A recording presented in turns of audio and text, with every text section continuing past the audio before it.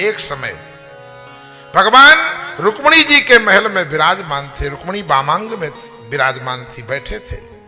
कोई सखी बिजना ढुरा रही थी, कोई चमर ढुरा रही थी, कोई पान की बीड़ी लेकर के खड़ी थी, कोई पीकदानी लेकर के खड़ी थी, कोई पानी का झारी लेकर के खड़ी थी। आराम से बैठे हुए थे।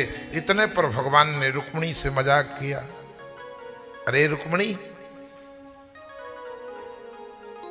अच्छा सच बताना रुक्मिणी, तूने क्या सोचकर पत्र लिखा था?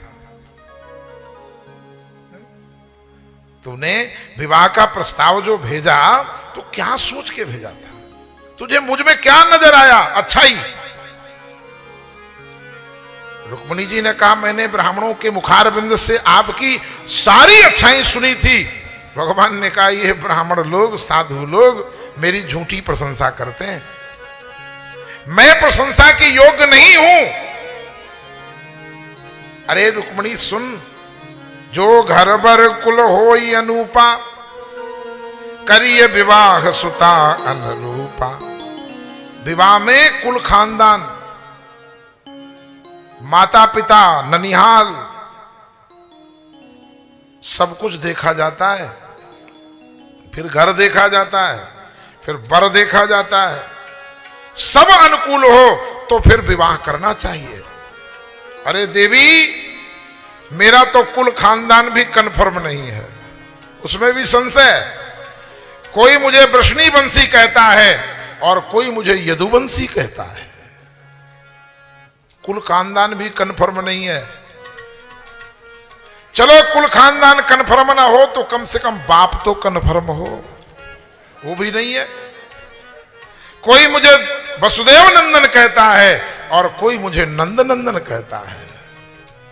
चलो बाप को जाने दो, बाप ना भी कन्फर्म हो तो कम से कम मां तो कन्फर्म होनी चाहिए। अरे रुक्मिणी, मेरी तो मां भी कन्फर्म नहीं है। कोई यशोदा नंदन कहता है और कोई देवकी नंदन कहता है। अरे रुक्मिणी, जहां मेरी पर्सनल बात है तो मैं इतना भगोड़ा हूं, डरपोक हूं। मैं युद्ध से भाग भी जाता हूं, कोई वीर भी नहीं हूं। अरे रुक्मिणी, ययाति के श्राप से मैं द्वारिका के सिंहासन पर नहीं बैठ सकता।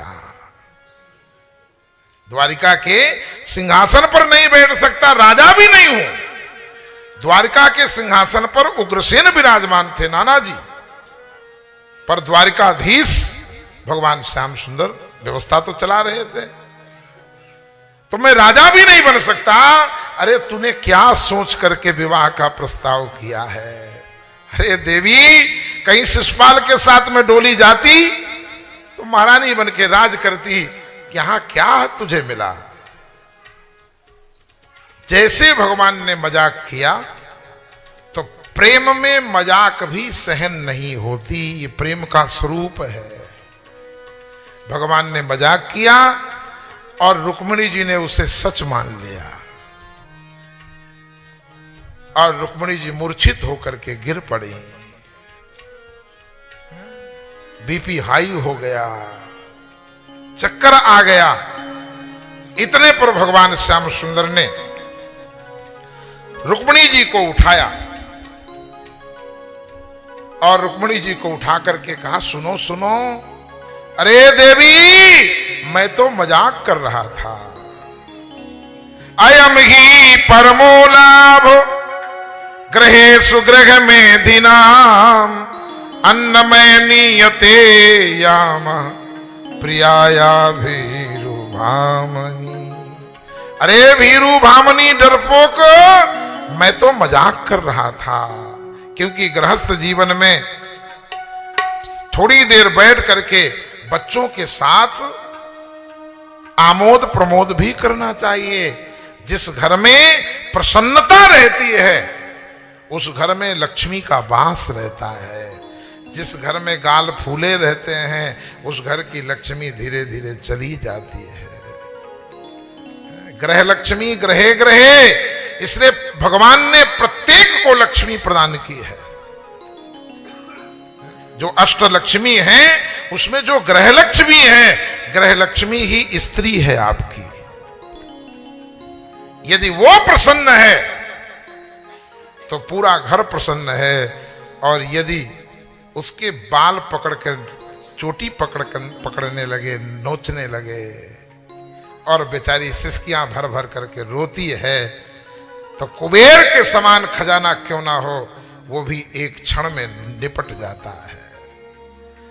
ग्रह लक्ष्मी ग्रहे ग्रहे, इसलिए घर में रात गई बात गई। ये सूत्र है सुखी होने का। ये भूतकाल की बातें भूत की तरह लग जाती हैं, इसलिए भूत को याद मत करो, भविष्य की फरियाद मत करो, वर्तमान को बर्बाद मत करो। ये वर्तमान ही है जो हाथ में है, आज है। जब आज ठीक होगा तो भूत भी ठीक हो जाएगा और भविष्य भी ठीक हो जाएगा। इसलिए वर्तमान है। सारी दुनिया अनुमान में जीती है, अनुमान लगाती रहती है, परंतु अनुमान में जीने वाला हमेशा दुखी रहता है। यदि जीना है तो हनुमान के साथ जियो।